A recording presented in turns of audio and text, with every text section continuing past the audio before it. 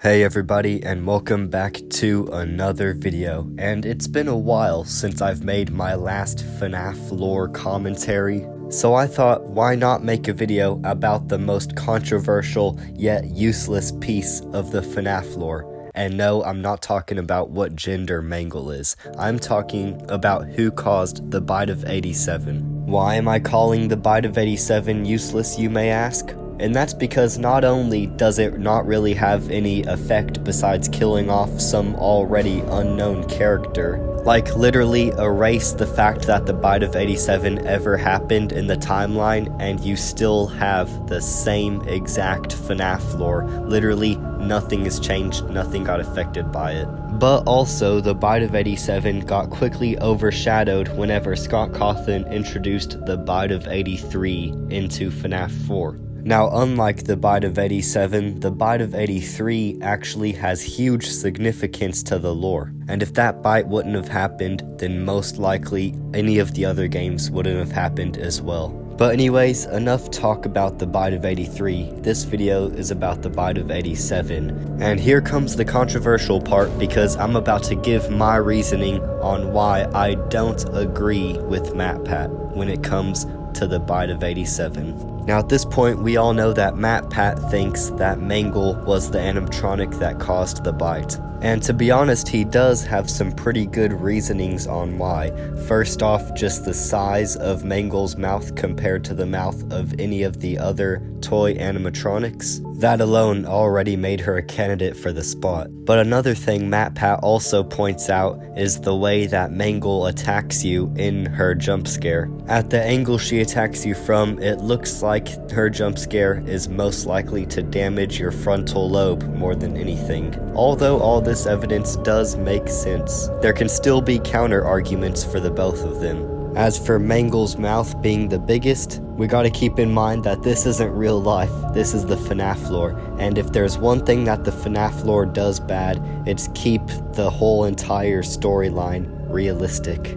I mean, come on, most of the FNAF lore is about kids possessing animatronics. And how about whenever William Afton murders 5 kids and they end up going into the animatronic suits, causing the animatronics to smell like blood and mucus, yet nobody even questions it. The police, they don't find any bodies anywhere. So maybe thinking in the perspective of real life isn't the best way to solve the FNAF lore. And as for Mangle's kill screen, we also gotta remember that Mangle killing you during the night and her kill screen isn't canon to the FNAF lore. Anytime these animatronics kill you, that is not canon to the FNAF lore. What is canon to the FNAF lore is you completing all of your nights and winning the game. Well, at least that's what everybody else, including MatPat, goes off of whenever thinking about the lore. So pretty much, if it wasn't Mangle who caused the Bite of 87, then who was it? Well, I believe that it was Toy Chica. Now, I've came to this conclusion for multiple reasons, and the first main reason is her voice lines in FNAF Ultimate Custom Night. Where's my beak? Lodged in your forehead, of course. Come on, you can't tell me that Scott put this line in for no reason whatsoever. There has been imagery towards Chica missing her beak for ever since FNAF 2. And it's always made zero sense why. There has always been no explanation on why is Chica missing her beak. And maybe the reason Chica loses her beak in FNAF 2 and also in that one 8-bit minigame in FNAF 4, I believe. What if it's Scott Cawthon in his vague, strange way trying to tell us that Chica was the one who caused the Bite of 87? The reason the beak's missing is because the beak was stuck in the Bite of 87 victim's forehead. Considering that Ultimate Custom Night was meant to be some sort of epilogue for the original FNAF storyline, it would make zero sense for Scott Cawthon to add in this voice line without having it mean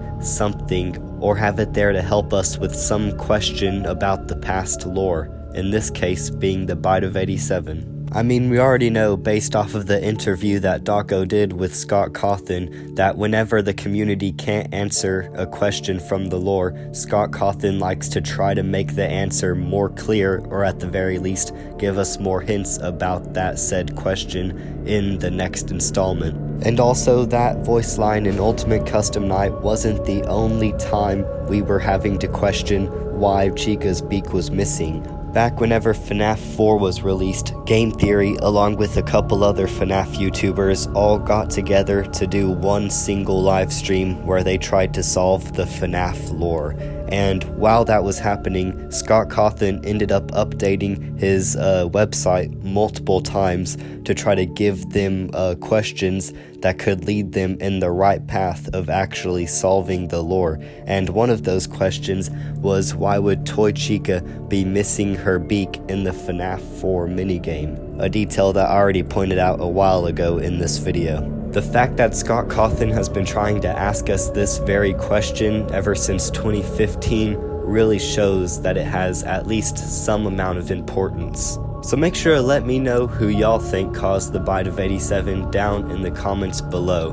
Whether you agree with MatPat, whether you agree with me, whether you don't agree with either of us and you think that it's like a totally different animatronic, make sure to let me know your reasoning down in the comments below. And with that said, thank you guys for watching. Make sure to like and subscribe if you did enjoy. Sorry that this video is a bit shorter than my usual content. It's just I haven't had much time to make videos lately. But I'ma still try to accomplish the goal of one new video every 2 days. Especially since it's now October, expect a lot more Halloween themed content coming out throughout the rest of this month. So yeah, I will be seeing y'all in the next video. Goodbye.